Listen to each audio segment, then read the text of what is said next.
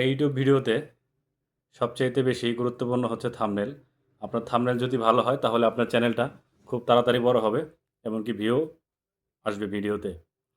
অনেকেই আছেন যে থাম্বনেল তৈরি করতে পারেন না। তো আজকে আমরা শিখব থাম্বনেল বানানো। আর এগুলো আমরা শিখব সম্পূর্ণ মোবাইল দিয়ে, মোবাইলের মাধ্যমে। কেননা সবার আমাদের ল্যাপটপ নেই, আমরা মোবাইল দিয়ে অনেকে কাজ করি। তো আমরা মোবাইল দিয়ে শিখব যে কীভাবে একটা প্রফেশনাল থাম্বনেল তৈরি করতে হয়। চলুন কথা না বাড়িয়ে আমরা চলে যাই আমাদের ভিডিওতে। তো প্রথমে আমাদেরকে কিছু জিনিস ইনস্টল করতে হবে।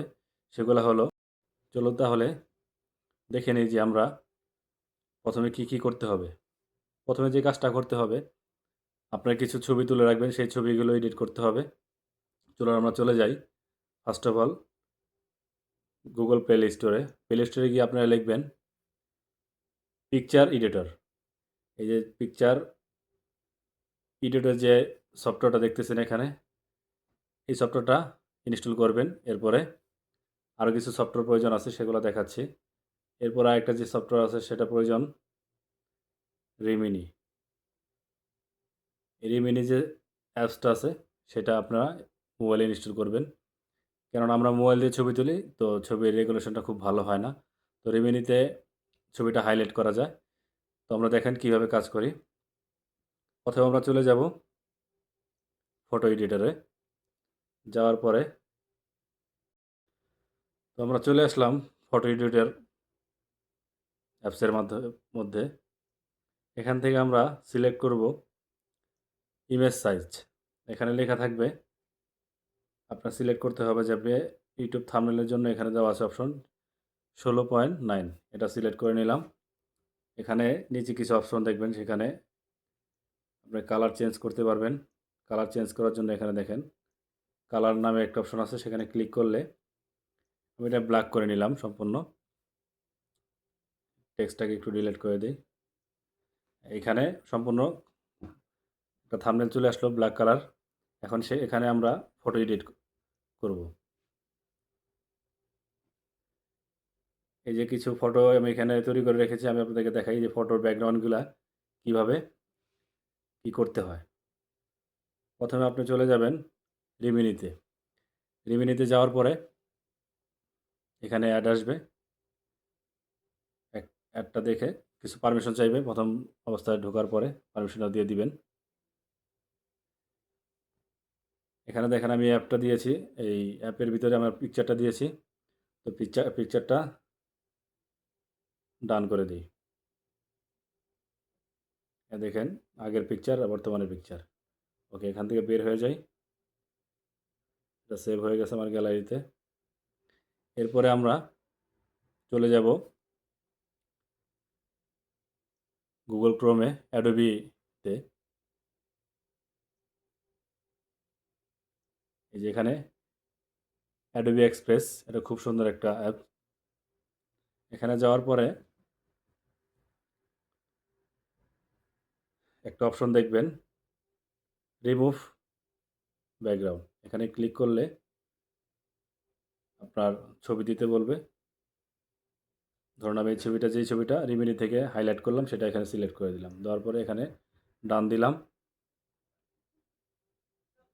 এখানে একটু সময় নেবে ব্যাকগ্রাউন্ডটা রিমুভ করার জন্য।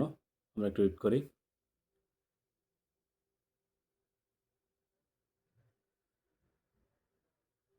একটু সময় নিচ্ছে।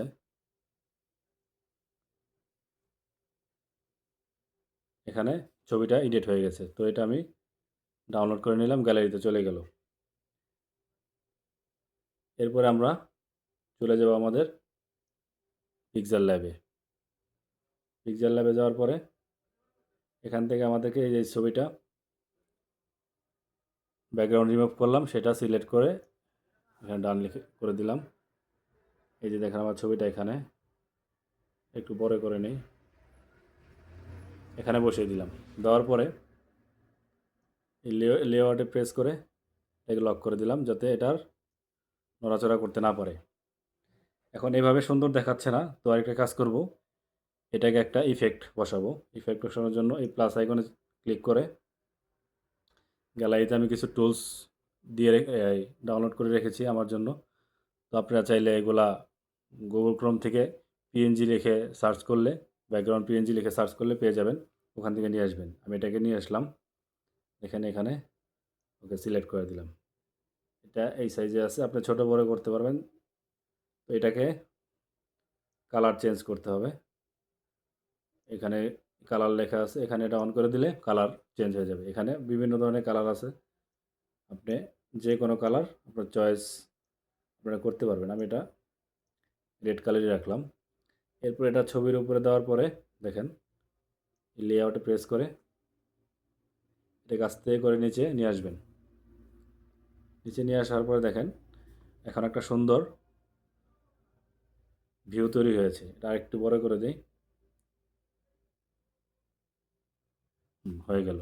এটাকে এখন আমরা লক করে দেব যাতে নড়াচড়া না করে।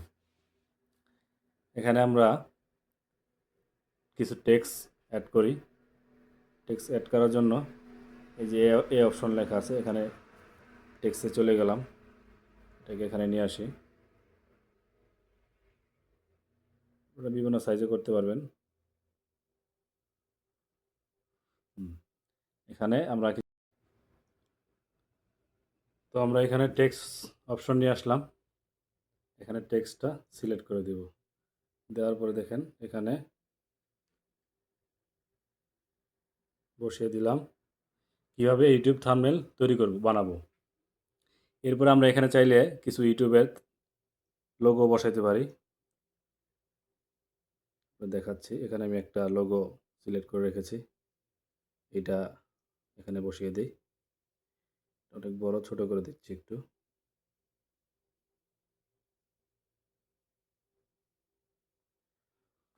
দেখেন এখানে কিন্তু মোটামুটি একটা এডিট হয়ে গেল। তো এইগুলা সম্পূর্ণ আপনাদের নিজেদের উপরে। থাম্বনেল এডিটিং যার যত ক্রিয়েটিভিটি সে তত সুন্দরভাবে করতে পারবে। জাস্ট আমি আপনাদেরকে একটা ধারণা দিলাম। আর এই সফটওয়্যারের ভিতরে অনেক ধরনের কাজ করা যায়। আপনি প্রথম দিন হয়তো এটা ইউজ করার পরে খুব কষ্ট হবে, তারপর আস্তে আস্তে এটা আপনি ইউজফুল হয়ে যাবেন। তো আশা করি আমার ভিডিওটা ভালো লেগেছে আপনাদের কাছে। আর এরকম নতুন নতুন তথ্য পেতে ভিডিওটি শেয়ার করে দিবেন, আমার পাশে থাকবেন, সাবস্ক্রাইব করে চ্যানেলটি উৎসাহিত করবেন আমাকে আরও নতুন ভিডিও তৈরি করার জন্য। খুদা হাফেজ, দেখা হবে।